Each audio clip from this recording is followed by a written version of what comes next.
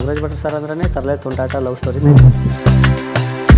ಕುಲದಲ್ಲಿ ಕೀಳು ಯಾವುದೋ ಸಿನಿಮಾ, ನೀವು ಈ ಕಥೆನ ಕೇಳಿದಾಗ ನಿಮ್ಗೆ ಅನಿಸಿದ್ದೇನು? ಇದರಲ್ಲಿ ಯಾವುದೇ ರೀತಿ ದೊಡ್ಡಗೆಲ್ಲ ವೇದಾಂತ ಎಲ್ಲ ಹೇಳಲ್ಲ, ಸಣ್ಣ ನಗಿಸ್ತೀವಿ, ನೋಡೋರಿಗೆ ಒಂದು ಹಬ್ಬದ ಊಟ. ಡಿಫ್ರೆಂಟ್ ಆಗಿದೆ ಬೇರೆ ಕಂಪೇರ್ ಮಾಡಿದ್ರೆ ಅಂತ ಅನ್ನಿಸ್ತು. ಇದು ಕೂಡ ಒಂದು ಜಾತಿ ವ್ಯವಸ್ಥೆಯ ಸಿನಿಮಾ. ಹೇಗೆ ವಿಭಿನ್ನ ಅನ್ಸುತ್ತೆ ನೋಡೋರಿಗೆ? ಹುಡುಗಿ ಯಾವ್ದೋ ಶ್ರೀಮಂತ ಇರಬೇಕು, ಇಲ್ಲ ಮನು ಏನೋ ಯಾವ್ದಾರು ಏನೋ ಎಂಟ್ರಿ ಕಷ್ಟಲ್ಲಿ ಏನೋ ಮದುವೆ ಆಗ್ಬೋದು, ಏನೋ ಒಂದು ಜನಕ್ಕೆ ತಲೆ ಬಿಡುತ್ತೆ ಟೈಟ್ಲ್. ಬಟ್ ಕುಲದಲ್ಲಿ ಕೀಳು ಯಾವುದು ಅಂದ ತಕ್ಷಣ ಅದ್ರ ಬರೀ ಒಂದು ಎಳೆ ಇಟ್ಕೊಂಡು ಸಿನಿಮಾ ಆಗಿದೆ. ಕುಲದಲ್ಲಿ ಕೀಳು ಯಾವುದೋ ಸಿನಿಮಾ. ಸೊ ನೀವು ಇರೋ ಕ್ಯಾರೆಕ್ಟರ್ಗೆ ತಂದು ಕೂರಿಸಿದಾರೆ ಅಂತ ಅನ್ಸ್ತಾ ಹೆಂಗೆ ರಾಮನಾರಾಯಣ್? ಪೋಸ್ಟ್ ಪ್ರೊಡಕ್ಷನ್ ಸ್ಟುಡಿಯೋ ಬರ್ತೀರಾ, ಒಂದು ಒಳ್ಳೆ ಕ್ಯಾರೆಕ್ಟರ್ ಕೊಡೋದ ಒಂದು ಸಿನಿಮಾದಲ್ಲಿ ಮಾಡಿಸಲ್ಲ. ಎಲ್ಲ ಒಂದು ಫ್ರೇಮ್ ಅಲ್ಲಿ ನೋಡಿದಾಗ ಡಬ್ಬಿಂಗ್ ನಲ್ಲಿ ನನಗೆ ನಾನ್ ಮಾಡಿದಿನ ಅನ್ನಿಸ್ತು ನಿಮಗಲ್ಲಿ. ಈಗಿನ ವಾಸ್ತವಕ್ಕೆ ಬೇಕಾದಂತ ಕಥೆನ ಇದು. ಟೈಟಲ್ ನೋಡ್ಬಿಟ್ಟು ಕುಲದಲ್ಲಿ ಕೀಳೆ ಯಾವುದೋ ಒಂದು ಜಾತಿಯ ಸಂಘರ್ಷ ಅಂತ ಭಾವಿಸ್ಲೇಬೇಡಿ. ಇದು ಯಾರ ಮನಸ್ಸುಗಳನ್ನ ಮೈಲಿಗೆ ಮಾಡ್ಕೋತಾರೆ ಅನ್ನೋದು ಇಂಪಾರ್ಟೆಂಟ್. ನನ್ನ ಮೈ ಮುಟ್ಟಬಹುದು, ನೀನು ಒಳಗಡೆ ಇರೋ ನನ್ನ ಆತ್ಮ ಪರಮಾತ್ಮನ ಮುಟ್ಟಕ್ಕಾಗಲ್ಲ. ಮನೋರೇ, ಸಿನಿಮಾ ಅಂದ್ರೆ ಒಂದು ಎಂಟರ್ಟೈನ್ಮೆಂಟ್.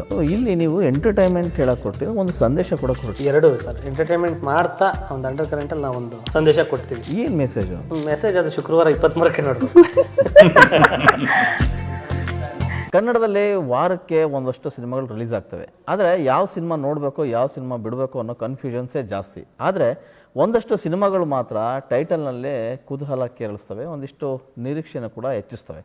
ಈ ನಿಟ್ಟಲ್ಲಿ ನೋಡೋದಾದರೆ ಮೇ 23ಕ್ಕೆ ಸಿನಿಮಾ ರಿಲೀಸ್ ಆಗ್ತಾ ಇರೋದು ಕುಲದಲ್ಲಿ ಕೀಳು ಯಾವುದು. ಈ ಸಿನಿಮಾ ಆರಂಭದಿಂದನೂ ಕೂಡ ಸಾಕಷ್ಟು ಸೌಂಡ್ ಮಾಡ್ಕೊಂಡೇ ಬರ್ತಾ ಇದೆ. ಸೌಂಡ್ ಮೀನ್ಸ್ ಒಂದಿಷ್ಟು ಶೀರ್ಷಿಕೆಯಲ್ಲಾಗಿರ್ಬೋದು ಅಥವಾ ಪೋಸ್ಟರ್ನಲ್ಲಾಗಿರ್ಬೋದು, ಟೀಸರ್, ಸಾಂಗ್ ಎಲ್ಲ ವಿಧದಲ್ಲೂ ಕೂಡ. ಸೊ ಕಂಟೆಂಟ್ ಕೂಡ ಹಾಗೇ ಇದೆ ಅಂತ ಅದರಲ್ಲಿ ನಾವು ಕಾಣ್ಕೊಂತ ಹೋಗ್ಬೋದು. ಆ ರೀತಿಯ ಟ್ರೈಲರ್ ಕೂಡ ಬಂದೋಯ್ತು. ಈಗ ಸಿನಿಮಾ ರಿಲೀಸಿಗೆ ಬಂದಾಗ ಒಂದಿಷ್ಟು ಆ ಸಿನಿಮಾದ ಕಂಟೆಂಟ್ ಹೇಗಿದೆ, ಸಿನಿಮಾದ ಅನುಭವ ಹೇಗಿತ್ತು, ಅದರೊಳಗಿನ ವಿಷಯಗಳು ಏನು ಅಂತ ಮಾತಾಡಲಿಕ್ಕಾಗಿಯೇ ಸಿನಿಮಾದ ನಾಯಕ ಮನೆಯವರು ಮನು ಇದ್ದಾರೆ, ಮತ್ತು ಮೌನ ಕೂಡ ಇದ್ದಾರೆ ನಾಯಕಿ. ಹಾಗೆ ಎಲ್ಲ ಸಿನಿಮಾಗಳಲ್ಲೂ ಒಂದಷ್ಟು ವಿಭಿನ್ನ ಪಾತ್ರಗಳ ಮೂಲಕ ತಮ್ಮದೇ ಆದಂಥ ಛಾಪು ಮೂಡಿಸುವಂಥ ನಟ, ಪೋಷಕ ನಟ ಕರಿಸುಬ್ಬು ಅವರು ಕೂಡ ನಮ್ಮ ಜೊತೆ ಇದೆ. ಸರ್, ನಿಮ್ಮ ಮೂವರಿಗೂ ನಮಸ್ಕಾರ. ಮೊದಲನೇದಾಗಿ ನಾನು ಮೌನ ನಿಮ್ಮ ಕಡೆಯಿಂದನೇ ಶುರು ಮಾಡ್ತೀನಿ, ಯಾಕಂದರೆ ಲೇಡೀಸ್ ಫಸ್ಟ್ ಅಂತಾರೆ, ಹಾಗಾಗಿ ನಿಮಗೆ ಕೊಟ್ಬಿಡೋಣ. ಓಕೆ ಮೌನವರೇ, ಈಗ ಕುಲದಲ್ಲಿ ಕೀಳು ಯಾವುದೋ ಸಿನಿಮಾ, ನೀವು ಈ ಕಥೆನ ಕೇಳಿದಾಗ ನಿಮಗೆ ಅನಿಸಿದ್ದೇನು? ಅಂದರೆ ಲೈಕ್ ಎಲ್ಲ ಪಾತ್ರಗಳು ತುಂಬ ಡಿಫ್ರೆಂಟ್ ಆಗಿದೆ. ಇವಾಗ ಮನು ಅವ್ರದ್ದೇ ಒಂದು ಜನ್ರೇಷನ್ ಆದರೆ ಸುಬ್ಬು ಸರ್ದೊಂದು ಜನ್ರೇಷನ್, ಆ ಥರ ಸ್ಟೋರಿಗಳು ಅಂದರೆ ಸ್ಟೋರಿ ಡಿವೈಡ್ ಆಗಿದೆ ಅಲ್ವಾ? ಹಾಂ, ಸೊ ಅದೆಲ್ಲ ಇಂಟ್ರೆಸ್ಟಿಂಗ್ ಅನ್ನಿಸ್ತು. ಅಂದರೆ ಏನೋ ಒಂದು ಡಿಫ್ರೆಂಟ್ ಆಗಿದೆ. ಇವಾಗ ನಾರ್ಮಲ್ ನಾವು ಎಲ್ಲ ಕಡೆ ಒಂದೇ ಥರ ನೋಡಿರ್ತೀವಿ, ಒಂದು ನಾರ್ಮಲ್ ಒಂದು ಸ್ಟೋರಿ ಹೋಗ್ತಾ ಇರುತ್ತೆ. ಬಟ್ ಇದರಲ್ಲಿ ಜನ್ರೇಷನ್ ವೈಸ್ ತೋರಿಸಿದ್ದಾರೆ.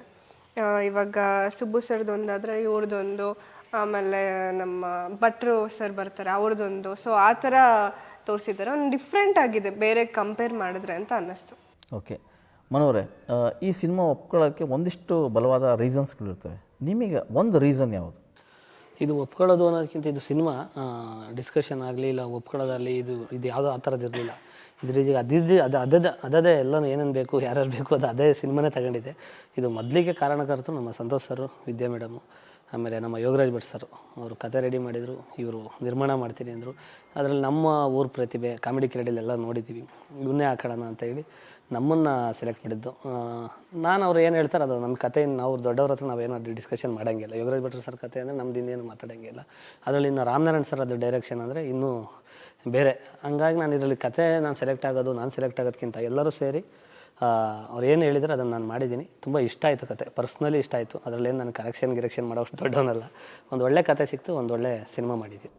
ಯೂಶ್ವಲಿ ನಾವು 80s 90s ಸಿನಿಮಾ ನೋಡಿದಾಗ ಅಲ್ಲಿ ಜಾತಿ ಸಂಘರ್ಷ, ಜಾತಿ ವ್ಯವಸ್ಥೆ ಕಾಮನ್ ಆಗಿರ್ತೈತೆ ಎಲ್ಲ ಸಿನಿಮಾಗಳಲ್ಲೂ ಕೂಡ.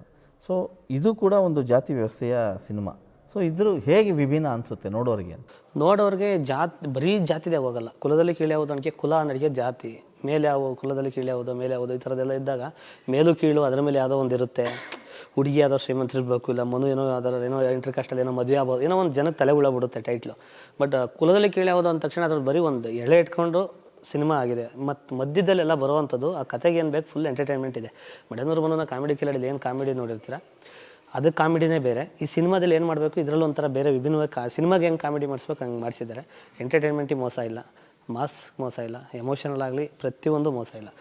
ಇದರಲ್ಲಿ ಯಾವುದೇ ರೀತಿ ದೊಡ್ಡಗೆಲ್ಲ ವೇದಾಂತ ಎಲ್ಲ ಹೇಳಲ್ಲ, ಚೆನ್ನಾಗಿ ನಗಿಸ್ತೀವಿ.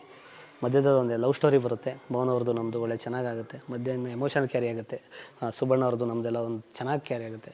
ಇನ್ನು ಮಾಸ್ ಅಂತ ಬಂದರೆ ಡ್ರ್ಯಾಗನ್ ಮಂಜು ಅವ್ರದ್ದು, ಶರತ್ ಲೋಹಿತೇಶ್ವರ್ ಸರ್ದು, ಸೀನಾಬಾಯಿ ಅವ್ರದ್ದು ಒಂದು 4 ಫೈಟು, ಒಂದು ಏನೋ ನಗ್ತಾ ಇದ್ದೀವಿ, ಏನೋ ಒಂದು ಬೇಕು, ಇನ್ನೇನೋ ಒಂದು ಬೇಕು ಅಂದಾಗ ಒಂದು ಫೈಟ್ಸ್ 4 ಫೈಟ್ಸ್ ಎಲ್ಲ ಎಂಟ್ರಿ ಆಗ್ತವೆ. ಕಾಮಿಡಿ ಅಂತ ಬಂದರೆ ನಮ್ಮ ತಬಲಾ ನಾಣಿ ಸರ್ದು ನಂದು ಹಂಗೆ ಕ್ಯಾರಿ ಆಗುತ್ತೆ. ಕ್ಯಾರಿ ಆಗುತ್ತೆ. ಬಟ್ ಈ ಸಿನಿಮಾದಲ್ಲಿ ನೋಡೋರಿಗೆ ಒಂದು ಹಬ್ಬದ ಊಟ, ಒಂದು ಪ್ಯಾಕೇಜ್, ಎಲ್ಲ ಒಂಥರ ಫುಲ್ ಮೀಲ್ಸ್ ಥರ.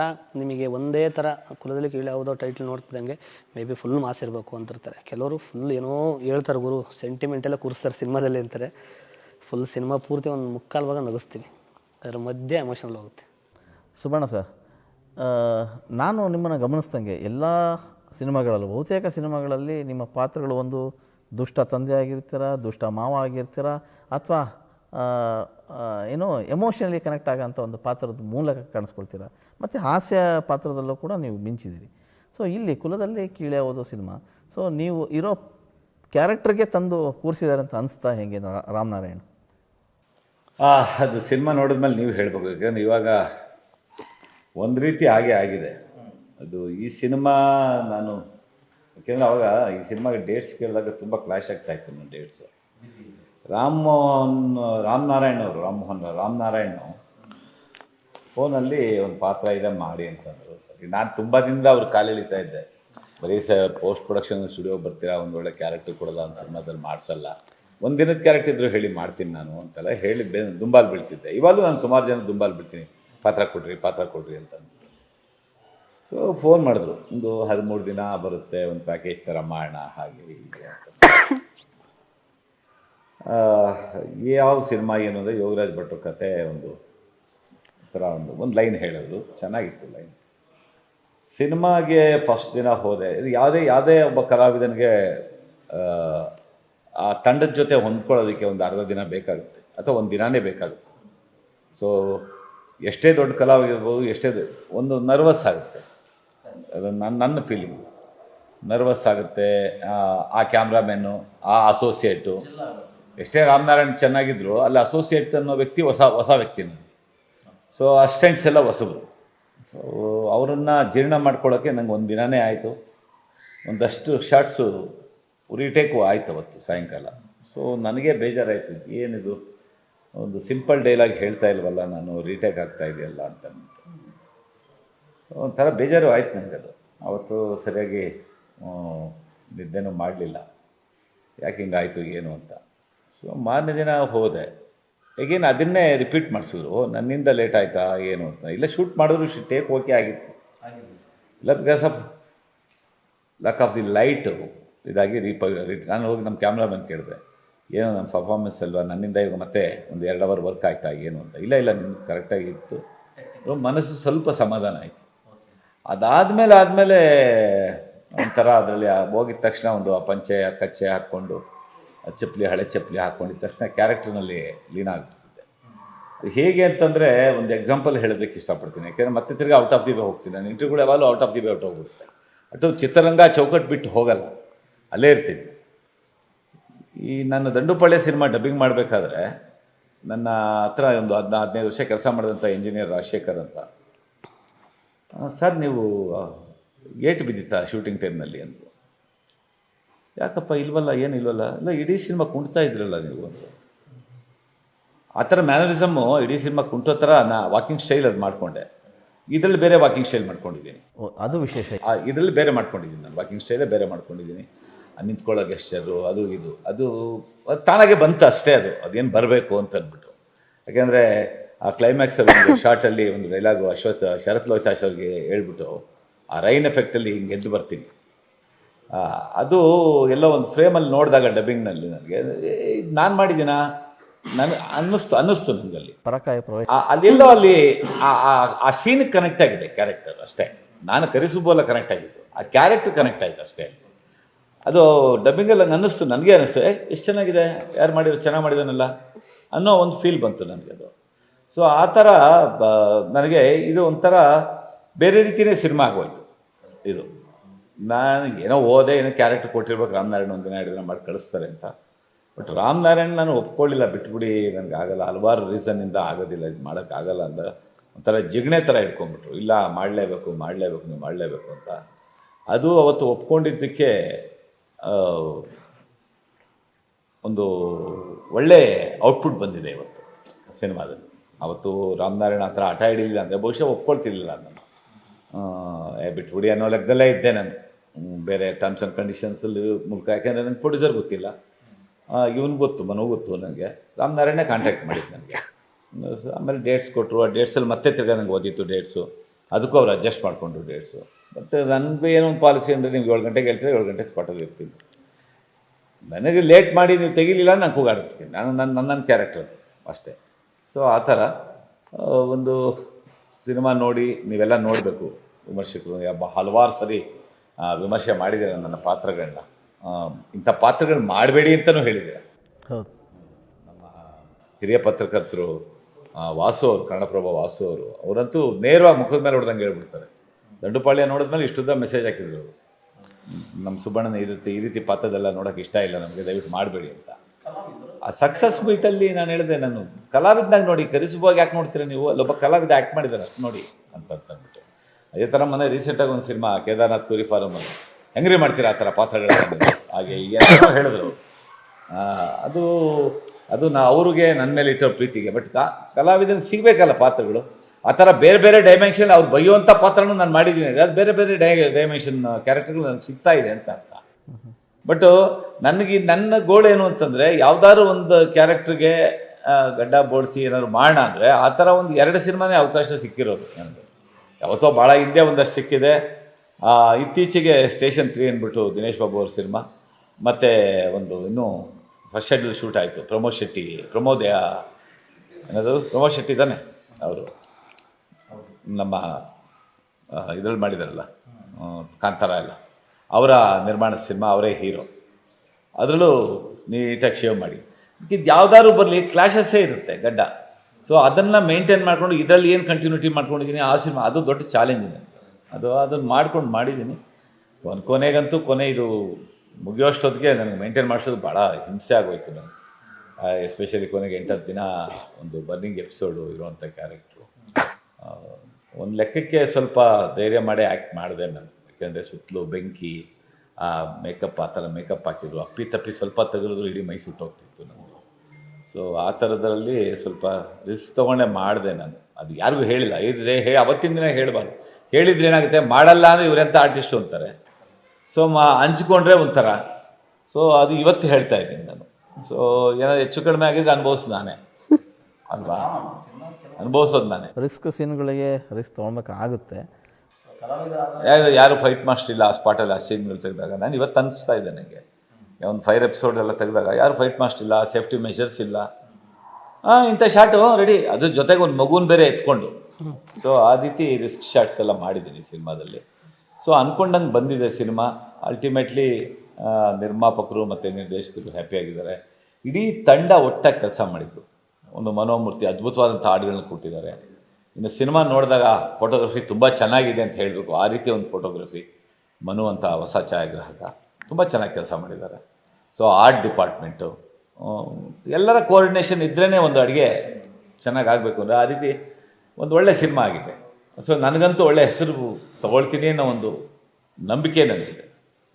ಮನೋರೇ, ನಾನು ಆಗಲೇ ಹೇಳ್ದಂಗೆ ಒಂದು ಸಿನಿಮಾದಲ್ಲಿ ಒಂದು ಮೇಲ್ಜಾತಿ ಅಥವಾ ಕೀಳ್ಜಾತಿಯ ಒಂದು ಕತೆ ಇಟ್ಕೊಂಡಾಗ ಒಂದು ಮೇಲ್ಜಾತಿ ಹುಡುಗಿನ ಕೀಳ್ಜಾತಿ ಹುಡುಗ ಲವ್ ಮಾಡ್ತಾನೆ. ಆಮೇಲೆ ಲವ್ ಆಗುತ್ತೆ. ಆಮೇಲೆ ಅವರಿಬ್ಬರ ಬಾಂಡಿಂಗ್ ಜಾಸ್ತಿ ಆದಾಗ ಆಪೋಸ್ ಮಾಡ್ತಾರೆ ಮನೆಯವರು, ಊರು ಬಿಟ್ಟು ಹೋಗ್ತಾರೆ. ಸೊ ಇದೇ ಕತೆಗಳು ಇರ್ತವೆ. ಸೊ ಇಲ್ಲಿ ಮನೋರು ಮಾಡುವಾಗ ಕಥೆಯಲ್ಲಿ ತುಂಬ ಗಟ್ಟಿತನದ ಕತೆ ಅಂತೇಳಿ ಎಲ್ಲರೂ ಕೂಡ ಹೇಳ್ತಿದ್ದಾರೆ. ಈಗಿನ ವಾಸ್ತವಕ್ಕೆ ಬೇಕಾದಂಥ ಕಥೆನ ಇದು ಅಂತ. ಈಗಿನ ಜನ್ರೇಷನ್ಗೆ ಏನು ಬೇಕು ಅದೇ ಥರನೇ ಕತೆ ಮಾಡಿದ್ದಾರೆ. ಇದು ಕೆಲವರೆಲ್ಲ ಏನೋ 1970 ಇಲ್ಲ 50 ಆ ಥರದ್ದು ಏನಾರ ತಗೊಂಡೋಗೋರ, ರೆಟ್ರೋ ಸ್ಟೈಲಿಗೆ ಏನಾರ ತಗೊಂಡೋಗೋರ ಅಂತ ಕೆಲವಿದೆ. ಯಾವುದೇ ಕಾರಣಕ್ಕೂ ಇಲ್ಲ. ಇವತ್ತಿನ ಟ್ರೆಂಡಿಂಗ್ಗೆ ಜನಕ್ಕೆ ಏನು ಬೇಕು, ಜನಕ್ಕೆ ಏನು ಇಷ್ಟ ಅದೇ ಥರನೇ ಮಾಡಿದ್ದಾರೆ ನಮ್ಮ ಕುಲದಲ್ಲಿ ಕೀಳ್ಯಾವುದು ಸಿನಿಮಾ. ಈಗಲೂ ಕೂಡ ಈ ವ್ಯವಸ್ಥೆ ಅನ್ನೋದು ಇದೆಯಾ ನಿಮಗೆ ಅನಿಸ್ದಂಗೆ? ಎಲ್ಲೂ ನೋಡಿಲ್ಲ ಸರ್. ಮುಂಚೆ ನಮಗೆ ನೋಡಿದಂಗೆ ನಮಗೆಲ್ಲ ಅವಾಗೆಲ್ಲ ಇತ್ತು. ಅವರು ನಮ್ಮ ಇಲ್ಲಿ ಕೂತ್ಕೊಳ್ಳಂಗಿಲ್ಲ, ಅವರು ಅಂತಿಲ್ಲಿ ಕೂತ್ಕೊಳ್ಳಂಗಿಲ್ಲ, ಅಯ್ಯೋ ಅವರು ದೂರ ಇರಬೇಕು, ಮನೆಗೆ ಆಚೆಗೆ ಕೆಲವೆಲ್ಲ ಇದ್ದು ಆಗ. ಈಗ ಯಾವುದೂ ಇಲ್ಲ ಸರ್. ಮಾಮೂಲಿ ಎಲ್ಲರೂ ಒಟ್ಟಿಗೆ ಇದ್ವಿ. ನಮಗಂತೂ ಹುಡುಗರುಗಳೆಲ್ಲ ಹಿಂದಿನ ಕಾಲದಲ್ಲೆಲ್ಲ ಇವಾಗಲೂ ಏನೋ ನಡೆಸ್ತಿರ್ಬೋದು ಗೊತ್ತಿಲ್ಲ. ನಮ್ಮ ವಯಸ್ಸಲ್ಲಿ ನಮ್ಮ ಹುಡುಗರು ಏನಿದೆ ಫ್ರೆಂಡ್ಸ್ ಎಲ್ಲ ಯಾವ ಜಾತಿಗೆ ಇದೆಯಲ್ಲ, ಒಂದೇ ಟತ್ತಲ್ಲಿ ತಿಂತೀವಿ, ಒಂದೇ ಟತ್ತಲ್ಲಿ ಮಲಗ್ತೀವಿ, ಒಂದೇ ರೂಮಲ್ಲಿ ಇರ್ತೀವಿ ಎಲ್ಲ. ನಮಗೇನು ಆ ಥರದ್ದು ಏನು ಅನಿಸಿಲ್ಲ, ಅನ್ಸೋದು ಇಲ್ಲ. ನಾವು ಯಾರು ಬಂದರೂ ಅಷ್ಟೇ, ಯಾವ ಕ್ಯಾಸ್ಟ್ ಅಂತ ನಾವು ಕೇಳೋದು ಇಲ್ಲ. ಒಟ್ಟಲ್ಲಿ ಎಲ್ಲರೂ ಚೆನ್ನಾಗಿದ್ದೀವಿ. ಯೂಶ್ವಲಾಗಿ ಒಂದು ಸಿನಿಮಾದಲ್ಲಿ ಸಂಘರ್ಷ ಆಗೋದೇ ಪ್ರೀತಿ ಪ್ರೇಮದಿಂದ ಅಲ್ವಾ?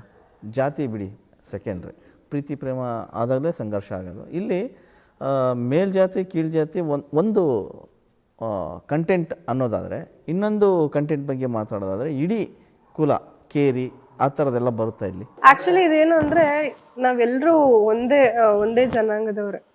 ಸೊ ನಮ್ಮ ಮಧ್ಯೆ ನಮ್ಮವ್ರಿಗೋಸ್ಕರ ನಾವು ಮಾಡೋ ಹೋರಾಟ ಅಂತಾನೆ ಹೇಳ್ಬೋದು. ಅಂದ್ರೆ ಕುಲದಲ್ಲಿ ನೀವು ಟೈಟಲ್ ನೋಡ್ಬಿಟ್ಟು ಕುಲದಲ್ಲಿ ಕೀಳಿ ಯಾವುದೋ ಒಂದು ಜಾತಿಯ ಸಂಘರ್ಷ ಅಂತ ಭಾವಿಸ್ಲೇಬೇಡಿ. ಮೇಲ್ಜಾತಿಯ ಹುಡುಗ ಕೀಳ್ಜಾತಿಯ ಹುಡುಗಿ, ಅಥವಾ ಮೇಲ್ಜಾತಿಯ ಹುಡುಗಿ ಕೀಳ್ಜಾತಿಯ ಹುಡುಗ, ಆ ರೀತಿಯದು ಅಲ್ಲ. ಒಂದು ಜನಾಂಗದ ಕತೆ ಹೇಳ್ಕೊಂಡು ಹೋಗ್ತೀವಿ. ಉಳ್ಳವರು ಕೇಳವರು ಅಂತಾನೂ ಇಲ್ಲ, ಒಂದು ಜನಾಂಗ. ಸರ್ಕಾರ ಅವ್ರನ್ನ ಹೇಗೆ ಟ್ರೀಟ್ ಮಾಡುತ್ತೆ, ಹೇಗೆ, ಸೊ ಆ ಜನಾಂಗದಲ್ಲೇ ಒಬ್ಬ ಹೇಗೆ ಆಗ್ತಾನೆ, ಇದು ಕತೆ ಅಷ್ಟೇ. ಒಳ್ಳೆ ಟೈಟ್ಲು. ತಮ್ಮ ಜನಾಂಗದಲ್ಲೇ ಇರ್ತಕ್ಕಂಥವ್ರು ಕೆಲವರು, ಇಲ್ಲಿ ವರ್ಗ ಸಂಘರ್ಷ ಏನೂ ಇಲ್ಲ, ವರ್ಣಭೇದನೂ ಇಲ್ಲ, ವರ್ಗ ಸಂಘರ್ಷ ಏನೂ ಇಲ್ಲ ಸಿನಿಮಾದಲ್ಲಿ. ಅದೇ ಪ್ಲಸ್ ಪಾಯಿಂಟ್ ಈ ಸ್ಕ್ರೀನ್ ಪ್ಲೇಗೆ, ಕತೆಗೆ. ಮನೋಹರೇ, ಈ ಸಿನಿಮಾದಲ್ಲಿ ನಿಮಗೆ the best part, the best scene ಅನ್ನೋದಾದ್ರೆ ಯಾವ್ದು ಹೇಳ್ತೀರಿ? ಅದೇ ಮೇನ್ ಆಗಿ ಏನು ಹೇಳ್ಬೇಕಂದ್ರೆ, ಈಗ ಲಾಸ್ಟ್ ನಮ್ಮ ಕ್ಲೈಮ್ಯಾಕ್ಸ್ ಏನು ಮಾಡಿದ್ವಿ ಅಂದರೆ, ಅದೇ ಕ್ಲೈಮ್ಯಾಕ್ಸ್ ಶೂಟ್ ಮಾಡಿದ್ದು ನನಗೆ ಬೆಸ್ಟ್ ಅನ್ನಿಸ್ತು. ಅದೇನು ಅಂತ ನಾನು ಹೇಳೋಕ್ಕಾಗಲ್ಲ, ಬಟ್ ನಂಗೆ ಆಲ್ ಓವರ್ ಕ್ಲೈಮ್ಯಾಕ್ಸ್ ತುಂಬ ಇಷ್ಟ ಆಯಿತು. ಆಮೇಲೆ ಇದೇನು ಅಂದರೆ, ಒಂದು ನಮಗೆ ಫ್ಯಾಮಿಲಿ ಅಂತ ಇರಲ್ಲ, ಬಟ್ ನಾವು ನಮ್ಮ ಜನರನ್ನೆಲ್ಲರನ್ನು ಫ್ಯಾಮಿಲಿ ಥರ ನೋಡ್ತಾ ಇರ್ತೀವಿ. ಆ ಪಾರ್ಟ್ ನಂಗೆ ತುಂಬ ಇಷ್ಟ. ಬಿಕಾಸ್ ಅದು ಆ ಥರ ಇರೋದು ತುಂಬ ಕಮ್ಮಿ. ಇವಾಗ ನಾವು ಹಳ್ಳಿ ಕಡೆ ಹೋದ್ರೂ ನಮ್ಮ ಮನೆಯವರು ಅಂತ ಅದೊಂದಿರುತ್ತೆ, ಬಟ್ ಇಲ್ಲಿ ಏನು ಅಂದರೆ ನಮ್ಮವರು ಅಂತ ನಮ್ದೇನೊಂದು ಅದು ಪಂಗಡ ಅಂತ ಹೇಳ್ತಾರ, ಅದು ಎಲ್ಲರೂ ಒಂದೇ ಫ್ಯಾಮಿಲಿ ಥರ ಇರ್ತೀವಿ. ಸೊ ಆ ಪಾರ್ಟ್ ನನಗಿಷ್ಟ. ಬಿಟ್ಟರೆ ಕ್ಲೈಮ್ಯಾಕ್ಸ್ ಪೋರ್ಷನ್ ನಂಗೆ ತುಂಬ ಇಷ್ಟ. ಮನೋಹರೇ, ಸಿನಿಮಾ ಅಂದರೆ ಒಂದು ಎಂಟರ್ಟೈನ್ಮೆಂಟು. ಸೊ ಇಲ್ಲಿ ನೀವು ಎಂಟರ್ಟೈನ್ಮೆಂಟ್ ಹೇಳಕ್ಕೆ ಕೊಟ್ಟಿರೋ ಒಂದು ಸಂದೇಶ ಕೊಡೋಕೆ ಹೊರಟಿ. ಎರಡು ಸರ್, ಎಂಟರ್ಟೈನ್ಮೆಂಟ್ ಮಾಡ್ತಾ ಒಂದು ಅಂಡರ್ ಕರೆಂಟಲ್ಲಿ ನಾವೊಂದು ಸಂದೇಶ ಕೊಡ್ತೀವಿ. ಏನು ಮೆಸೇಜು? ಮೆಸೇಜ್ ಅದು ಶುಕ್ರವಾರ 23ಕ್ಕೆ ನೋಡ್ಬೇಕು. ಅಲ್ಲ ಸುಬ್ಬಣ್ಣ, ನಿಮ್ಮ ಮುಖ ನೋಡ್ತಿಲ್ಲ, ಹೇಳ್ಬೋದು. ಇಲ್ಲ ಅವ್ರು ಏನಿಲ್ಲ, ನಮ್ಮ ಸಿನಿಮಾದಲ್ಲಿ ಮೆಸೇಜ್ ಏನಿದೆ, ಬೇರೆ ಏನಿದೆ, ಎಂಟರ್ಟೈನ್ಮೆಂಟ್ ಏನಿದೆ. ಶುಕ್ರವಾರ ಬೆಳಗ್ಗೆ 10:35 ಅದಕ್ಕೆ ನಾವು ಟ್ರೈಲರ್ ಎಲ್ಲ ಹೇಳುತ್ತೆ, ಬಟ್ ಕೆಲವು ತಲೆಗೊಳಗ್ಬಿಡುತ್ತೆ. ಅದು ಏನೇ ಇದ್ರೂ ಕೂಡ ಏನು ಸಂದೇಶ ಹೇಳ್ತೀವಿ, ಏನು ಹೇಳ್ತೀವಿ ಅದೆಲ್ಲ ಪ್ರತಿಯೊಂದು 23ನೇ ತಾರೀಕೆ ನೋಡ್ಬೇಕು. ಡೈರೆಕ್ಟ್ರು ಬಂದು ನಿಮಗೆಲ್ಲ ಕತೆ ಎಲ್ಲ ಹೇಳಿದಾಗ ನಿಮಗೆ ಹೇಳ್ದಂಗೆ ಕತೆ ತೆರೆ ಮೇಲೆ ತಂದ್ರೆ ಹೇಗೆ ಅಂತ? ಪಕ್ಕ ಇನ್ನೂ ನಾವು ಏನು ಹೇಳಿದ್ರು ಅದಕ್ಕಿಂತ ಇನ್ನೂ ಇಂಪ್ರೂವೈಸೇಷನ್ ಮಾಡ್ಯವ್ರೆ. ಕೆಲವು ಕಡೆ ಸ್ಪಾಟಲ್ಲೇ ಡೈಲಾಗ್ ವರ್ಷನ್ ಚೇಂಜ್ ಮಾಡಿದ್ದಾರೆ, ಕೆಲವು ಕಡೆ ಡೈಲಾಗ್ ಚೇಂಜ್ ಮಾಡಿ ಪಟ್ಟಂತ ಹಿಂಗೆ ಹೇಳಿ ಅಂತ ಪಟ್ಟಂತ ಹೇಳ್ತಿದ್ದಾರೆ. ನಾವು ಏನು ಸ್ಕ್ರಿಪ್ಟ್ ಮಾಡಿ ತಗೊಂಡೋಗಿ ಡೈಲಾಗ್ ವರ್ಷನ್ ಎಲ್ಲ ಸ್ಪಾಟಿಗೆ ತಗೊಂಡೋದ್ರು, ಅಲ್ಲಿ ಮಿನಿಮಮ್ 30-35% ಎಕ್ಸ್ಟ್ರಾ ಇನ್ಪುಟ್ ಹಾಕವ್ರೆ ಡೈರೆಕ್ಟರ್ ಸರ್. ಅದು ಎಲ್ಲ ಅದು ನೀರು ಇನ್ನೊಂದು ಲೆವೆಲಿಗೆ ಮಾಡಿದ್ದಾರೆ. ಒಂದು ಸಿನಿಮಾ ಮಾಡೋದು ದೊಡ್ಡ ವಿಷಯನೇ ಇಲ್ಲ, ಆದರೆ ಸಿನಿಮಾ ಮಾಡಿ ಆದಮೇಲೆ ರೀಚ್ ಮಾಡೋದು ಭಾಳ ಕಷ್ಟ. ಸೊ ನೀವು ಸಾಕಷ್ಟು ಕಾಲಿಗೆ ಗಾಲಿ ಕಟ್ಕೊಂಡು ಎಲ್ಲ ಕಡೆ ತಿರುಗ್ತಾ ಇರೋದು ಎಲ್ಲ ಕಡೆ ಗೊತ್ತಾಯಿತು. ಸೊ ಈ ಸಿನಿಮಾದ ಪ್ರಚಾರ ಕಾರ್ಯ ಹೇಗಾಯಿತು, ಹೇಗೆ ನಿಮ್ಮ ಥಿಯೇಟ್ರ್ಗಳಿಗೆಲ್ಲ ಹೆಂಗೆ ಬರ್ತಾಯಿದ್ದೀರಿ? ಅಂದರೆ ಇತ್ತೀಚೆಗೆ ಹಂಗೆ ಸ್ವಲ್ಪ ಭಯ ಕೆಲವು ಕಡೆ. ಈಗ ನಮ್ಮವರೇ ಥಿಯೇಟ್ರಿಗೆ ಬರ್ತಿಲ್ಲ, ಅದು ಬರ್ತಿಲ್ಲ ಅಂತ ಹೇಳಿ ಜನಗಳ ಮೇಲೆ ಗೂಡ ಕೂರಿಸ್ಬಿಟ್ಟವ್ರೆ. ಅದನ್ನು ಹೆಂಗೆ ಉಳಿಸ್ಬೇಕು, ಅದನ್ನು ಹೆಂಗೆ ಮಾರ್ಕ್ ತೆಗಿಬೇಕು ಅನ್ನೋದು ಸುಮ್ಮನೆ ನಮ್ಮ ಟೀಮ್ ಡಿಸ್ಕಷನ್ ಮಾಡಿದ್ದು. ಹೆಂಗೆ ಮಾಡಿದ್ರೆ ವರ್ಕ್ ಆಗುತ್ತೆ. ಆಯಿತು, ಸಿನಿಮಾ ಮಾಡಿದಾಗ ಕೆಲವರು ರೀಚ್ ಆಗದಲ್ಲ ಏನೂ ಆಗಲ್ಲ. ಈಗ ನಾನು ನಿಮ್ಮನ್ನೇನಾರ ಮನೆಗೆ ಸರ್ ಇವಾಗ ಸಂಜೆ ಊಟಕ್ಕೆ ಬನ್ನಿ ಅಂತ ಹೇಳೋದು ಬೇರೆ, ಫೋನಲ್ಲಿ ಕರೆಯೋದು ಬೇರೆ, ಮನೆಗೆ ಬಂದು ಕರೆದೋಗೋದು ಬೇರೆ, 3 ವೆರೈಟಿ ಇರುತ್ತೆ. ನಿಮಗೆ ಫೋನ್ ಮಾಡಿ ಊಟಕ್ಕೆ ಬನ್ನಿ ಅಂದರೆ ಅರ್ಧ ಮನಸ್ಸಿಂದ ಹೇಳ್ತೀರಾ, ಆ ಕಡೆ ಏನಾದ್ರು ಹೋದ್ರೆ ಹೋಗೋಣ ಅಂತ. ನಿಮಗೆ ಮನೆಗೆ ಬಂದು ಕರೆದಾಗ ಏನು ಮಾಡ್ತೀರಿ, ಅಷ್ಟು ದೂರದಿಂದ ಬಂದವನು ಗುರು ಹೋಗಲೇಬೇಕು ಅನ್ನೋದಕ್ಕಿಂತ ಜೊತೆಲಿ ಮನೇಲಿ ಫ್ಯಾಮಿಲಿನೂ ಕರ್ಕೊಂಡು ಹೋಗ್ಬೇಕು ಅಂತ ಅನಿಸುತ್ತೆ. ಆ ಉದ್ದೇಶ, ಆ ಕಾನ್ಸೆಪ್ಟ್ ಇಟ್ಕೊಂಡು ನಾವೆಲ್ಲ ಕೂತ್ಕೊಂಡು ಸೋಷಿಯಲ್ ಮೀಡಿಯಾದಲ್ಲಿ ಹೇಳ್ತೀವಿ, ಅದು ಒಳ್ಳೆಯದೇ, ಹೇಳಲೇಬೇಕು. ಕೆಲವರೆಲ್ಲ ಗೊತ್ತಾಗದೇ ನ್ಯೂಸ್ ಆಗುತ್ತೆ. ಅದಾದಮೇಲೆ ಇನ್ನೊಂದು ವರ್ಷ ಅಂತ ಅಂದಾಗ ಮನೆಗೆ ಹೋಗಿ ಕರೆಯೋದಿರುತ್ತೆ. ಪ್ರತಿ ಮನೆಗೂ ಕರೆಯೋಕ್ಕಾಗಿಲ್ಲ ಅಂದರು ಒಂದು ಡಿಸ್ಟಿಕಲ್ಲಿ ಒಂದು 50 ಮನೆ ಕರೆದ್ರೆ 50 ಮನೆಯವರು ಇನ್ನೊಂದು 10 ಮನೆಗೆ ಹೇಳ್ತಾರೆ, ಬಂದಿದ್ದ ಪಾಪ ಮನು ನಿಮ್ಮನ್ನು ಎಲ್ಲ ಹುಡುಕ್ತಾಯಿದ್ರು, ಮಾತಾಡಿಸ್ತಾಯಿದ್ರು, ಹೋಗೋಣ ಬನ್ನಿ ಅಂತ ಒಂದು 10 ಜನ ಕೇಳ್ತಾರೆ. ಹಂಗಾಗಿ ನಾವು ಇಂಪ್ರೆಸ್ ಆಗೋ ಥರ ಅಷ್ಟು ಚೆನ್ನಾಗಿ ಮಾತಾಡಿದ್ವಿ. ಒಂದು ಆರ್ಗಾನಿಕಾಗಿ ಪ್ರೀತಿಯಿಂದ ಎಲ್ಲರನ್ನೂ ಮಾತಾಡಿಸ್ಕೊಂಡು ಸಿನಿಮಾ ನೋಡಿ ಅಂದಾಗ ಕೆಲವರೆಲ್ಲ ತುಂಬ ಖುಷಿಯಾದರು. ನಾವು ಟಿ ವಿಲಿ ನೋಡ್ತಾಯಿದ್ದು, ಇಷ್ಟು ಹತ್ರಕ್ಕೆ ಬಂದು ಕರೀತಾ ಇದ್ದಾರೆ ಅಂದರೆ ಸತ್ಯಲ್ಲೂ ನಾವು ನೋಡ್ತೀವಿ. ಕೆಲವರೆಲ್ಲ ಇಲ್ಲ ಟ್ಯಾಲೆಂಟ್ ಇದ್ದವ್ರು ಬೆಳಿಬೇಕು ಈ ಥರದ್ದೆಲ್ಲ ಒಂದೊಂದು ವರ್ಡ್ ಹೇಳಿದರು. ಕೆಲವರೆಲ್ಲ 100 ಟಿಕೆಟ್ ತಗೋತೀನಪ್ಪ ನಾನೇ ಅಂತ, ಕೆಲವರೆಲ್ಲ ಮನೆ ದೇವ್ರ ಮೇಲೆ ನಾನೇ ಮಾಡ್ಯವ್ರೆ. ಹಳ್ಳಿ ಕಡೆ ಕಳ್ಸದ ಮೇಲೆ ಹಾಲ್ ಮೇಲೆಲ್ಲ ಇಟ್ಕೊಂಡು ಇದು ಮಾಡಿದ್ದಾರೆ. ಎಲ್ಲೋದ್ರೂ ಕೂಡ ಅಷ್ಟು ಚೆನ್ನಾಗಿ ಸರ್ ನಾವು ಸಿನಿಮಾ ನೋಡ್ತೀವಿ, ಬಟ್ ಇನ್ನೊಂದು ಏನಂದ್ರೆ ಖುಷಿ ಏನಂದ್ರೆ ನೀವು ಮನೆ ಮುಂದೆ ಕರೀತಿದ್ದಲ್ಲ ಬಂದು, ಅದಕ್ಕೋಸ್ಕರ ನಾವು ನೋಡ್ತೀವಿ ಸರ್ ಅಂತ. ನಮ್ಮ ಮಂಡ್ಯದಲ್ಲೂ ಅಷ್ಟೇ 1-2-3 ಜನ ಹೋಗಿದ್ದು. ನೀನು ಸಿನಿಮಾ ಮಾಡಿದ್ಯಾ ಬಿಟ್ಟಿದ್ಯಾ ಅದು ಸೆಕೆಂಡ್ರಿ, ಆದರೆ ಕಷ್ಟಪಟ್ಟು ಬಿಸಿಲಲ್ಲಿ ಎಲ್ಲ ಓಡಾಡ್ತಾ ಇದ್ರಲ್ಲ ಇಡೀ ಟೀಮು, ಅದಕ್ಕೋಸ್ಕರ ನಾವು ಸಿನಿಮಾ ನೋಡ್ತೀವಪ್ಪ, ತಲೆ ಕೆಡಿಸ್ಕೊಳ್ಳೋಣ ಅಂತ ಹೇಳಿ ಕಳಿಸಿದ್ರು. ಒಂದು 15 ವರ್ಷ ಆಯ್ತಂತ ಥಿಯೇಟ್ರಿಗೆ ಹೋಗಿ. 15 ವರ್ಷ ಆದಮೇಲೆ ಅವ್ರು ಇನ್ನೂ ಸಿನಿಮಾನೇ ನೋಡಿದಂತೆ. ಅವ್ರು ಈಗ ನೋಡಬೇಕು ಅನ್ನಿಸ್ತಾ ಇದೆ. ನಾವು ನೋಡ್ತೀವಿ ಫಸ್ಟು ನಮ್ಮ ಫ್ಯಾಮಿಲಿ ನೋಡ್ತೀವಿ. ಒಂದು 50 ಜನದ ಕರ್ಕೊಂಡು ಹೋಗ್ತೀನಿ, 50 ಟಿಕೆಟ್ ನಾನೇ ಕೊಡಿಸ್ತೀನಿ, ಅದ್ರದ್ದೆಲ್ಲ ವೀಡಿಯೋ ಫೋಟೋ ತೆಗೆದು ಕಳಿಸ್ತೀನಪ್ಪ, ತಲೆ ಕೆಡಿಸ್ಕೊಬೇಡ ಅಂತ ಕಳಿಸಿದ್ರು. ಈ ಥರದಲ್ಲಿ ನಮ್ಗೆ ಒಂದು 20-30 ಜನ ಸಿಕ್ಬಿಟ್ರು ಅಂದರೆ ಒಬ್ಬರಿಂದ ಒಬ್ಬರಿಗೆ ಮೌತ್ ಪಬ್ಲಿಕ್ ಅಲ್ಲೇ ಆಗೋದು, ಮೌತ್ ಪಬ್ಲಿಸಿಟಿ ಆಗೋದು. ಅಲ್ಲ, ಕನ್ನಡಿಗರು ಒಂದು ಒಳ್ಳೆ ಸಿನಿಮಾ ಬಂದಾಗ ಯಾವತ್ತೂ ಬಿಟ್ಟಿಲ್ಲ. ಆ ಉದಾಹರಣೆ ಸಾಕಷ್ಟು ಇದೆ, ಅದು ಸುಬ್ಬಣ್ಣರಿಗೂ ಗೊತ್ತು. ಯೋಗರಾಜ್ ಭಟ್ ಕೂಡ ಇಲ್ಲೂ ಮಾಡಿದ್ದಾರೆ, ತೆರೆ ಮೇಲೆ ಕಾಣಿಸ್ಕೊಂಡಿದ್ದಾರೆ. ಅವ್ರ ಪಾತ್ರ ಹೇಗಿರುತ್ತೆ ಏನು? ಅವರು ಡಿಫ್ರೆಂಟಾಗಿ ಸರ್, ನಾನು ಮರಕುಟಕ ಇದು ಯಾವುದೋ ಬೆಲ್ಬೆಟ್ಟಮ್ಮಲ್ಲಿ ನೋಡಿದ್ದೆ, ಕರ್ನಾಟಕದ ಮನಕದಲ್ಲಿ ನೋಡಿದ್ದೆ. ಇದರಲ್ಲಿ ಸರ್ ಡಿಫ್ರೆಂಟಾಗಿ ಮಾಡಿದ್ದಾರೆ. ಅದು ರಾಮನಾರಾಯಣ್ ಸರ್ ಒಂದು ಕ್ಯಾರೆಕ್ಟರ್ನ ಚೆನ್ನಾಗಿ ಇದು ಮಾಡಿದ್ರು ಇದರಲ್ಲಿ. ಆಮೇಲೆ ಕಾಸ್ಟ್ಯೂಮ್ ವಿಚಾರದಲ್ಲಿ ಕೆಲವು ಪದಗಳ ವಿಚಾರದಲ್ಲಿ ಸರ್ರೇ ಇಂಪ್ರೂವೈಸ್ ಮಾಡ್ಕೊಂಡವ್ರೆ. ಕಾಸ್ಟ್ಯೂಮ್ ನಂಗೆ ಹಿಂಗೆ ಇರಬೇಕು ರಮಣ, ಹಿಂಗೆ ಇರಬೇಕು ಅಂತ ಕೆಲವು ಕಂಬಳಿ ಹಾಕೊಳ್ಳೋದು, ತಲೆಗೆ ಕಟ್ಕೊಂಡು ವಿಗ್ಗೆಲ್ಲ ಇದೆಲ್ಲ ಯಾವ ಥರದೇ ಬೇಕು ಅಂತ ಹೇಳಿದರು. ಒಂದು ತುಂಬ ಚೆನ್ನಾಗಿ ಬಂದಿದೆ ಸರ್. ಅದು ರೀ ರೆಕಾರ್ಡಿಂಗ್ ಆಗಲಿ, ಅವ್ರದ್ದು ಬ್ಯಾಕ್ಗ್ರೌಂಡ್ ಸ್ಕೋರ್ ಆಗಲಿ, ಅವ್ರ ಆ್ಯಕ್ಟಿಂಗ್ ಆಗಲಿ, ಅದ್ರ ಬಗ್ಗೆ ಮಾತಾಡೋಂಗೆ ಇಲ್ಲ ಗುರುಗಳು. ಬಟ್ ಇದು ಸಿನಿಮಾದಲ್ಲಿ ಒಂಥರ ಚೆನ್ನಾಗಿ ಕಾಣ್ತಾರೆ. ಎಲ್ಲರೂ ನಮ್ಮಲ್ಲಿ ಎಲ್ಲರೂ ಒಬ್ಬೊಬ್ರಿಗೆ ಒಂದೊಂದು ಥರ ಡಿಫ್ರೆಂಟಾಗಿ. ಈಗ ಸುಬ್ಬಣ್ಣ ಅವ್ರದ್ದು ಆ ಥರ ಕ್ಯಾರೆಕ್ಟರ್ ನಾನು ನೋಡಿಲ್ಲ, ಗೊತ್ತಿಲ್ಲ ಸುಬ್ಬಣ್ಣವ್ರು ಮುಂಚೆ ಮಾಡಿದ್ದಾರೆ ಅನ್ನೋ ಗೊತ್ತಿಲ್ಲ. ಇದುವರೆಗೂ ನಾನಂತೂ ಆ ಪಾತ್ರದಲ್ಲಿ ನೋಡಿಲ್ಲ. ಇದರಲ್ಲಂತೂ ಇಲ್ಲ, ಇದ್ರಲ್ಲಿ ಮಾಡಿರೋ ಪಾತ್ರದಲ್ಲಿ ನಾನು ಅಷ್ಟು ನೋಡಿಲ್ಲ. ಮಾಡಿದ್ರಣ್ಣ? ಓಕೆ. ಇದರಲ್ಲಿ ನನಗೆ ಅನಿಸಿದ್ದು ಒಂಥರ ಹೊಸ್ದಾಗಿ ಅನಿಸುತ್ತು. ಇನ್ನು ಸೀರಿಯಲಲ್ಲಿ ಮೌನ ಅವರು ಅಲ್ಲಿ ಮಾಡಿದ್ದು ಬೇರೆ, ಇದರಲ್ಲೇ ಒಂಥರ ಡಿಫ್ರೆಂಟ್ ಅಂತ ಅನ್ನಿಸ್ತು. ಒಬ್ಬೊಬ್ಬರದ್ದು ಒಂಥರ ಡಿಫ್ರೆಂಟ್ ಆಗಿರೋ ಕ್ಯಾರೆಕ್ಟರ್. ಇನ್ನು ಅದರಲ್ಲೂ ಭಟ್ರು ಸರ್ದು ಒಂಥರ ಡಿಫ್ರೆಂಟ್ ಆಗಿದೆ. ಅಂದ್ರೆ ಭಟ್ರು ಸರ್ ಗೆಟಪ್ ನೋಡಿದ್ರೆ ಅಣ್ಣ ಅವ್ರದ್ದು ಗೆಟಪ್ ಅದೆಲ್ಲ ಒಂದು ಇದರಲ್ಲಿ ಸತ್ಯ ಹರಿಶ್ಚಂದ್ರ ಇದೆಯಲ್ಲ, ಆ ಥರ ಆ ಗೆಟಪ್ ನೆನಪಾಗುತ್ತೆ. ಒಟ್ಟಾರೆ ಈ ಸಿನಿಮಾ ನೀವು ಆಗಲೇ ಹೇಳಿದ್ರಿ, ಸಂದೇಶನೂ ಇದೆ ಮತ್ತು ಎಂಟರ್ಟೈನ್ಮೆಂಟು ಕೂಡ ಇದೆ ಅಂತೇಳಿ. ಬಟ್ ಈಗಿನ ಯೂತ್ಸು ನೋಡೋ ರೀತಿ ಬದಲಾಗಿದೆ.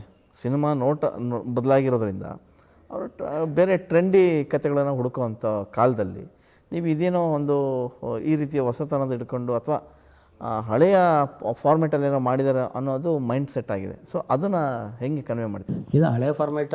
ಅದಕ್ಕೋಸ್ಕರನೇ ನಾವು ಲವ್ ಸ್ಟೋರಿ ಸರ್ ಭಾಳ ಗಟ್ಟಿಯಾಗಿ ಲವ್ ಸ್ಟೋರಿ ಕೂರಿಸಿದ್ದಾರೆ. ಅಯ್ಯಲ್ಲ, ಯುವರಾಜ್ ಭಟ್ರು ಸರ್ ಅಂದ್ರೇ ತರಲೆ ತುಂಟಾಟ ಲವ್ ಸ್ಟೋರಿನೇ ಜಾಸ್ತಿ. ಅದಕ್ಕೆ ಈ ಹೀರೋ ಹೆಂಗೆ ಟ್ರಾವೆಲ್ ಆಗ್ತಾರೆ ಹಂಗೆ ಹೀರೋಯಿನ್ನು ಜೊತೆಲಿ ಟ್ರಾವೆಲ್ ಆಗ್ತಾನೆ ಇರ್ತಾರೆ. ಅದು ಈಗಿನ ಯೂತ್ಸಿಗೆ ತುಂಬ ಇಷ್ಟ ಆಗುತ್ತೆ ಲವ್ ಸ್ಟೋರಿ. ಅಷ್ಟು ಚೆನ್ನಾಗಿ ಇಬ್ಬರದ್ದು ಒಂಥರ ಕಾಂಬಿನೇಷನ್ ಚೆನ್ನಾಗಿ ಬಂದಿದೆ ಲವ್ ಸ್ಟೋರಿ. ಅದಕ್ಕೆ ಹೇಳಿದೆ, ಇದರಲ್ಲಿ ಸಿನಿಮಾದಲ್ಲಿ ಒಂಥರ ಪ್ಯಾಕೇಜು, ಕಾಮಿಡಿ, ಲವ್, ಮಾಸು ಮತ್ತು ಇದು ಎಮೋಷನಲ್ ಎಲ್ಲ ಪ್ರತಿಯೊಂದು ಈ ಫೈಟ್ಸ್ ಕೂಡ ತುಂಬ ಅದ್ಭುತವಾಗಿ. 4 ಫೈಟು ಎಲ್ಲ ವಿನೋದ್ ಮಾಸ್ಟರ್ ಸರು ಮತ್ತು ನರಸಿಂಹ ಸರು ಮತ್ತು ಮಾಸ್ ಮಠ ಸರ್ 3 ಜನ ಫೈಟ್, 4 ಫೈಟು 3 ಜನ ಮಾಡಿಸಿದ್ರು. ಸುಬ್ಬಣ್ಣ, ನೀವು ಈ ಪಾತ್ರ ಮಾಡುವಾಗ, ಯಾಕಂದರೆ ಇಷ್ಟು ವರ್ಷದ ನಿಮ್ಮ ಸಿನಿಮಾ ಜರ್ನಿಯಲ್ಲಿ, ಆಮೇಲೆ ಇಷ್ಟು ವರ್ಷದ ನಿಮ್ಮ ಬದುಕಿನಲ್ಲಿ ನೀವು ಕಂಡಂತಹ ವಾಸ್ತವತೆ ಏನಾದರೂ ಇದರಲ್ಲಿ ಕಾಣಬಹುದಾ? ಇದೆ, ವಾಸ್ತವತೆ ಇದೆ. ಅದು ರಿವೀಲ್ ಮಾಡೋಕ್ಕಾಗಲ್ಲ. ಅದನ್ನು ನಾವು ಫಸ್ಟ್ ಹೇಳಿದಾಗಲೇ ಇದರಲ್ಲಿ ಯಾವುದು ವರ್ಣಭೇದ ವರ್ಣ ಸಂಘರ್ಷ ಇಲ್ಲದಿರ ಒಂದು ಸಂದೇಶನ ಕ್ಲೈಮ್ಯಾಕ್ಸಲ್ಲಿ ಕೊಡ್ತೀವಿ. ಒಂದು ಸಂದೇಶನ ಕ್ಲೈಮ್ಯಾಕ್ಸಲ್ಲಿ ಕೊಟ್ಟು ಬಿಗಿನಿಂಗಿಂದ ಎಂಟರ್ಟೈನ್ಮೆಂಟಲ್ಲೇ ಹೋಗುತ್ತೆ ಸಿನಿಮಾ. ಇಲ್ಲಿ ಜಾತಿ ಬಡದಾಟ ಇನ್ನೊಂದು ಏನೂ ಇಲ್ಲ. ಆ ರೀತಿ ಒಂದು ಅಟ್ರಾಕ್ಟಿವ್ ಟೈಟ್ಲ್ ಇದೆ. ಈಗ ಹೇಗೆ ಕುಲದಲ್ಲಿ ಕೀಳು ಯಾವುದು ಅಂದಾಗ ಕ್ವಶನ್ನು ಅದರಲ್ಲೇ ಇದೆ, ಆನ್ಸರು ಅದರಲ್ಲೇ ಇದೆ ಅಲ್ವಾ? ಯಾವ್ದು ಕೀಳು ಯಾವ್ದು ಮೇಲು? ಪ್ರತಿಯೊಬ್ಬರಿಗೂ ಅವ್ರವ್ರ ಜಾತಿ ಅವ್ರಿಗೆ ಮೇಲು ಅಲ್ವಾ? ಯಾರೂ ಕೀಳಲ್ಲ. ಅದನ್ನು ಕೆಲವರು ನೋಡೋ ರೀತಿ ಬೇರೆ ಆಗುತ್ತೆ. ಸೊ ಅದನ್ನು ಇಲ್ಲಿ ಬೇರೆ ರೀತಿ ಹೇಳಕ್ ಹೊರಟಿದೆ ಈ ಕಥೆನಲ್ಲಿ. ಇಲ್ಲಿ ಯಾರು ಮನಸ್ಸುಗಳನ್ನು ಮೈಲಿಗೆ ಮಾಡ್ಕೋತಾರೆ ಅನ್ನೋದು ಇಂಪಾರ್ಟೆಂಟ್. ಓಕೆ, ಅದು ಅದು ಅದು ಅದು ಮನಸ್ಸು ನನ್ನನ್ನು ಮುಟ್ಟು ಅನ್ನೋದು ಒಂದು ಡೈಲಾಗ್ ಇದೆಯಲ್ಲ, ನನ್ನ ಮೈ ಮುಟ್ಟಬಹುದು, ನೀನು ಒಳಗಡೆ ಇರೋ ನನ್ನ ಆತ್ಮ ಪರಮಾತ್ಮನ ಮುಟ್ಟಕ್ಕಾಗಲ್ಲ, ಹಿಡಿದಿಡಕ್ಕಾಗಲ್ಲ ಮುಂಚೆ. ಒಂದು ಹಳೇ ನನಗೆ ನಾನು ಪ್ರೈಮರಿ ಸ್ಕೂಲಲ್ಲಿದ್ದಾಗ ಮೇಷ್ಟ್ರು ಒಂದು ಕತೆ ಹೇಳಿದರು. ಒಂದು ಒಗಟು ಥರ ಒಂದು ಕತೆ ಹೇಳಿದರು. ಕನಕದಾಸರು ವ್ಯಾಸರಾಯರ ಹತ್ರ ಅವ್ರು ಕಲಿತಾ ಇರಬೇಕಾದ್ರೆ ಒಂದು ಶಿಷ್ಯಕೋಟಿಗೆ ಒಂದು ಕತೆ ಹೇಳ್ತಾರಂತೆ. ಅವರು ಪರಮಾತ್ಮನಲ್ಲಿಗೆ ಯಾರು ಹೋಗ್ಬೋದು ಅಂತ. ಒಬ್ಬೊಬ್ಬರು ಒಂದೊಂದು ರೀತಿ ಪ್ರಯತ್ನ. ಬೆಟ್ಟದ ಮೇಲೆ ಹೋಗಿ ಕೂತ್ಕೊಂಡು ತಪಾಸು ಮಾಡ್ತಾನೆ, ಇನ್ನೊಬ್ಬ ಮಾಡ್ತಾನೆ, ಕೆಲವು ನೀರೊಳಗಡೆ ಹೋಗ್ತಾನೆ, ಅಲ್ಲಿ ಮೀನುಗಳು ನೋಡುತ್ತೆ, ಎಲ್ಲರೂ ಒಂದೊಂದು ರೀತಿ ಹೇಳ್ತಾರೆ, ಯಾವುದೋ ಅವರು ಗುರುಗಳಿಗೆ ಇಷ್ಟ ಆಗಲ್ಲ. ಕೊನೆಗೆ ಕನಕದಾಸರು ಹೇಳ್ತಾರಂತೆ, ನಾನು ಹೋದರೆ ಹೋಗ್ಬೋದು ಅಂತ. ಬಹುಶಃ ನಿಮ್ಗೆ ಗೊತ್ತಿರುತ್ತೆ, ನಾನು ಹೋದರೆ ಹೋಗಬಹುದು.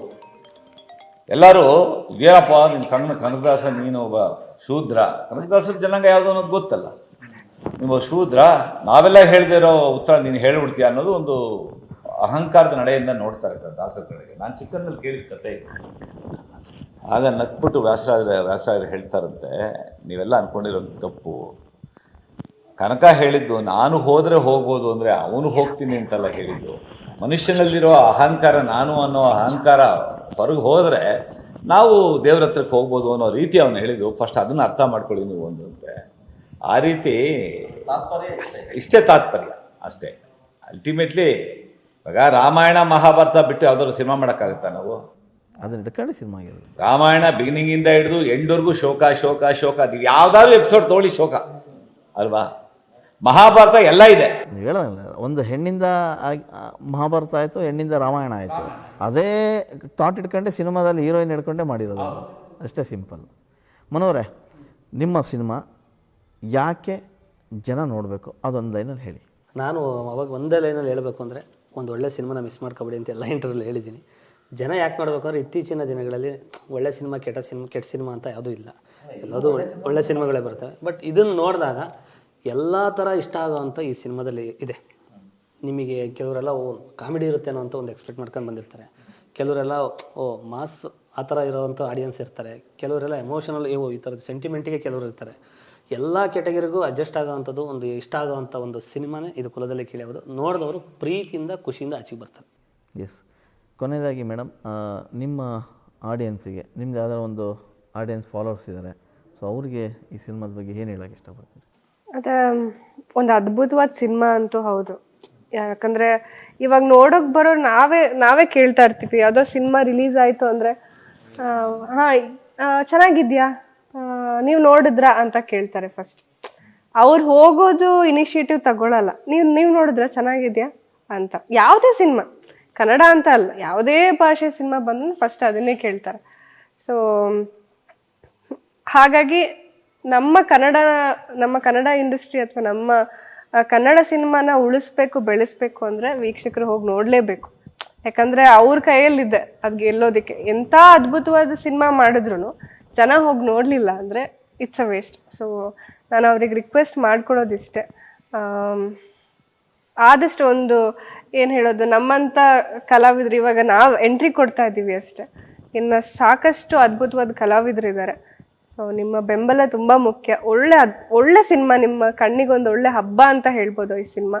ಸೊ ಯಾರು ಮಿಸ್ ಮಾಡದೆ 23ಕ್ಕೆ ಥಿಯೇಟರಲ್ಲೇ ಹೋಗಿ ನೋಡಿ ಅಂತ ಕೇಳ್ಕೊಳ್ತೀನಿ. ಎಸ್. ಇದುವರೆಗೂ ಕುಲದಲ್ಲಿ ಕೀಳ್ಯಾವುದು ಸಿನಿಮಾದ ಎಲ್ಲ ವಿಷಯಗಳನ್ನು ಪ್ರಸ್ತಾಪ ಮಾಡಿದರು. ಮೇ 23ಕ್ಕೆ ಈ ಸಿನಿಮಾ ರಾಜ್ಯಾದ್ಯಂತ ತೆರೆಗೆ ಬರ್ತಾ ಇದೆ. ಸೊ ಇಲ್ಲೊಂದು ಒಳ್ಳೆಯ ಮನೋರಂಜನೆ ಇದೆ, ಅದರ ಜೊತೆ ಸಂದೇಶ ಕೂಡ ಇದೆ. ಸೊ ಆ ಸಂದೇಶ ಮತ್ತು ಮನೋರಂಜನೆ ಹೇಗಿರುತ್ತೆ ಅನ್ನೋದಕ್ಕೆ ಎಲ್ಲರೂ ಕೂಡ ಚಿತ್ರಮಂದಿರಕ್ಕೆ ಹೋಗಿ ಈ ಸಿನಿಮಾನ ನೋಡಿ. ಇಷ್ಟೊತ್ತು ನಮ್ಮ ಜೊತೆ ಮಾತಾಡಿದರೆ ಈ ಸಿನಿಮಾ ನಿಮಗೊಂದು ಒಳ್ಳೆಯ ಗೆಲುವನ್ನು ಕೊಡಲಿ ಅಂತ ಕೇಳ್ಕೊಡ್ತಾ ನಮಸ್ಕಾರ. Thank you.